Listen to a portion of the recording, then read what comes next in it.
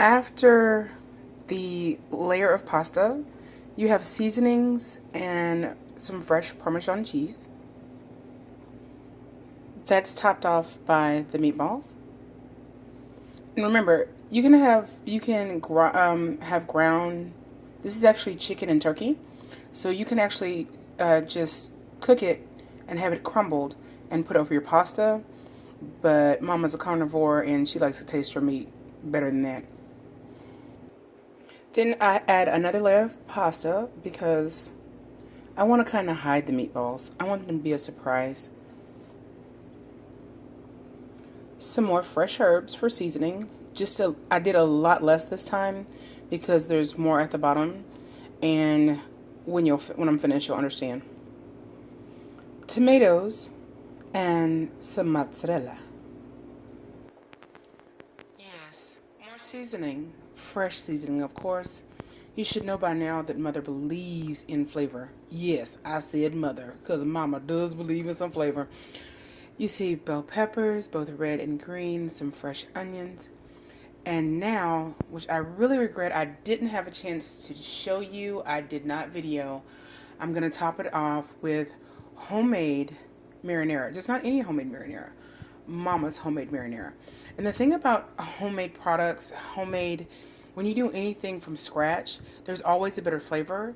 And you can control it for what you need. Because I knew I was using so much seasoning, fresh herbs, in this dish, I made the seasoning in my marinara a little bit less.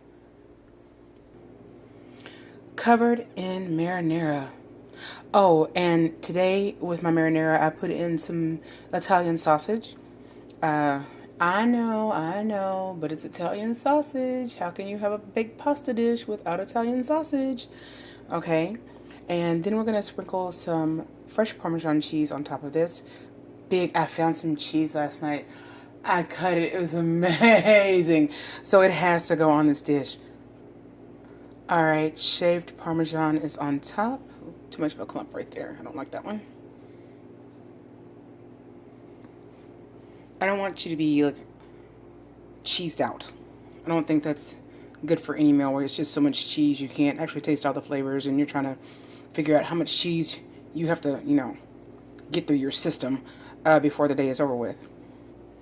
And here is a mini version just for me. Shut up, don't tell my doctor.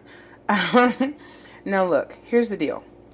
If you don't have time to make everything by scratch like Mama does, don't feel bad about that. You don't have that kind of time. It's no big deal. You can take good products and make the same dish and it'll taste almost as good.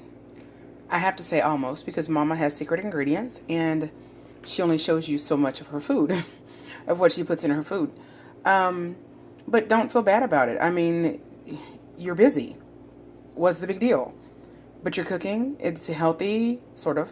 Because Mama doesn't do everything completely healthy. I mean, it's pasta, for goodness sakes. But we're going to put this in the oven at 350. I'm going to cover it. I'm going to let it bake. I want all the flavors to absorb. I want the peppers to be tender. I still want them firm, but tender. And I want the onions done as well. So we're going to put this in the oven at 350, and we're going to let it bake, and I'll show you what it looks like when it's done.